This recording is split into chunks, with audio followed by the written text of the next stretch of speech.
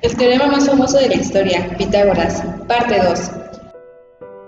Los primeros progresos matemáticos relevantes se desarrollaron en Mesopotamia y Egipto y comenzaron a registrarse hacia el año 3000 a.C.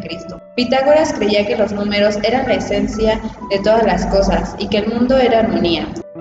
Sus discípulos más dotados se dedicaron a descubrir las propiedades y relaciones numéricas y establecer analogías entre números y cosas.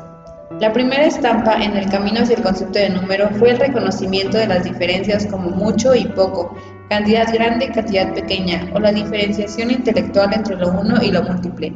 El siguiente paso fue la aparición de los sistemas binarios. Más tarde, algunas culturas introdujeron el uso de una base como el 10, 20 o 5. Estos pueblos conocían ya las 4 operaciones aritméticas elementales que usaban toscamente y con números bajos. Su conocimiento alcanzaba aplicaciones como cálculos comerciales simples, cálculo de áreas de campos, diseño y decoración geométrica y sobre todo la medida del tiempo. Mesopotamia fue la primera de las civilizaciones antiguas en contribuir a la evolución de las matemáticas. Aplicaron sus conocimientos a longitudes y pesos, intercambios de moneda y mercancías, cálculo de intereses, etc. De su sistema en base 60 proviene la partición del minuto en 60 segundos. De la cultura egipcia sobreviven 2 extensos papiros, el papiro de Moscú y el papiro Rhind del año 1700 a.C., donde mezclan aritmética y geometría.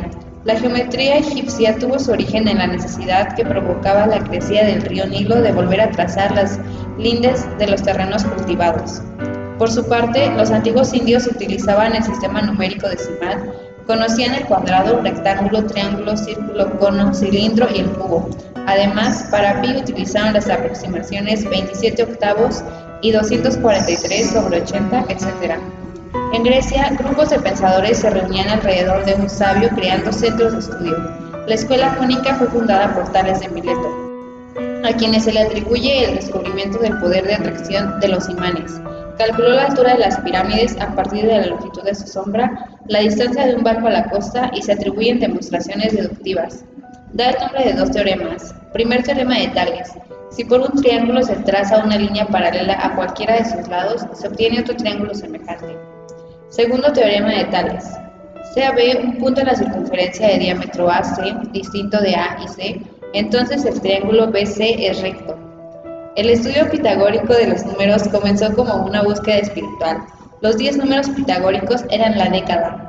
El 1 es el generador de todos los números, era llamado mónada. Principio, simboliza la razón, asociado al impar y el lado derecho.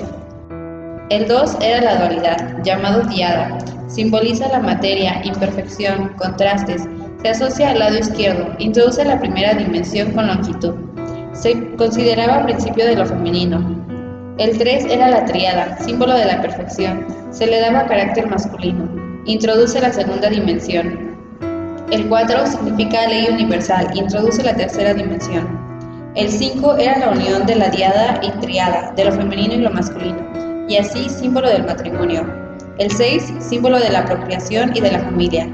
El 7, asociado a la salud y la luz. Eran 7 las notas musicales y los astros que daban nombre a los días de la semana. El 8 simbolizaba la amistad, plenitud y reflexión. 9, símbolo del amor y la gestación.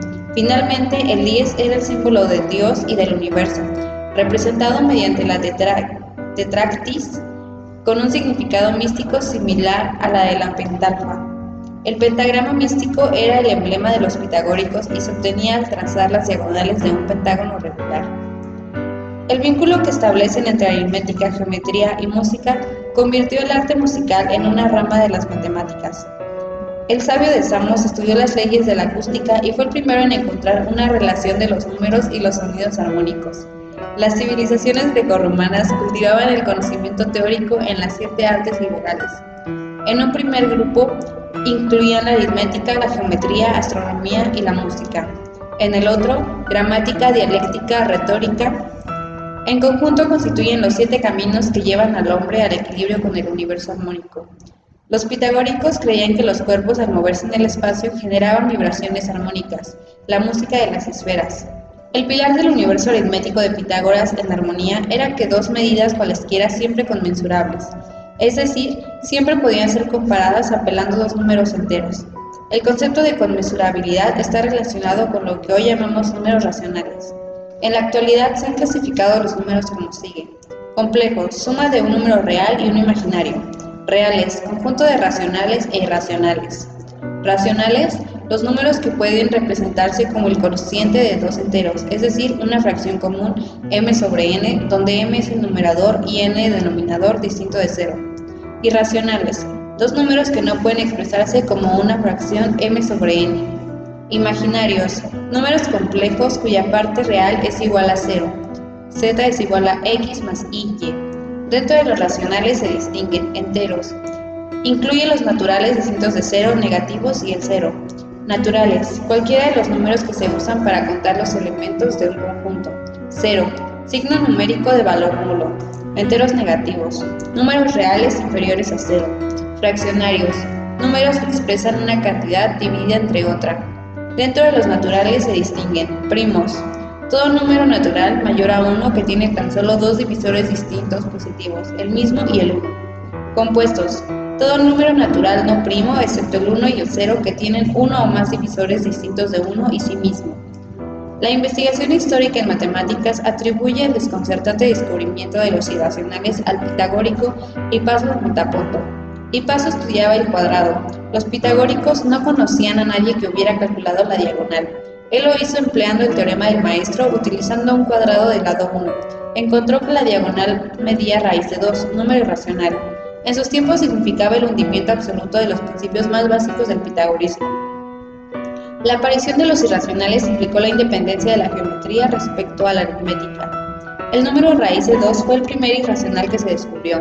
En la tablilla mesopotámica YBC 7289, 1800 a 1600 a.C., aparece una aproximación de raíz de 2 igual a 1.41421296. En el libro hindú de los Sulvasutra 800 a 500 a.C. aparece también la observación de que el cuadrado del lado 1 y su diagonal no pueden ser conmensurables.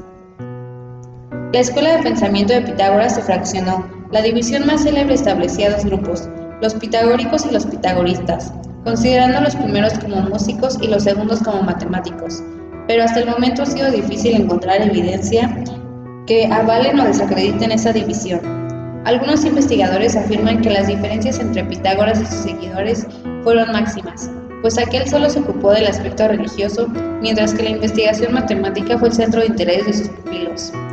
Filolao de Crotona fue posterior a Pitágoras y emprendió la tarea de recoger y ordenar las doctrinas pitagóricas, comenzando por la cosmología, y defendió la imagen de Pitágoras y su secta como maestros del número, la música y la armonía astronómica. Arquitas de Tarento, discípulo de Filolao, pensaba que el estudio de las proporciones numéricas resultaba en una mejor distribución de la riqueza y del poder de la comunidad humana. El rastro de las matemáticas pitagóricas se puede encontrar también en el proyecto educativo de Platón. La dialéctica platónica es la etapa final de una serie de disciplinas matemáticas que comienzan con la aritmética y la geometría de planos, el estudio de la música y la armonía musical, así como el movimiento matemático de los astros. Los pitagóricos fueron los primeros en llamar cosmos al universo y en entenderlo como una orden regida por las leyes matemáticas. De ser así, este logro ya bastaría para situarlos en un lugar preferencial en el Olimpo del conocimiento humano. Puede considerarse a Pitágoras como uno de los hombres más influyentes en el campo del pensamiento, lo que le dio el triunfo en su objetivo más ansiado, alcanzar la inmortalidad, y esta victoria, aunque simbólica, certifica la fuerza de su ingenio, porque Pitágoras, como dijo Bertrand Russell, fue tan sabio que acertó hasta cuando estaba equivocado. Gracias.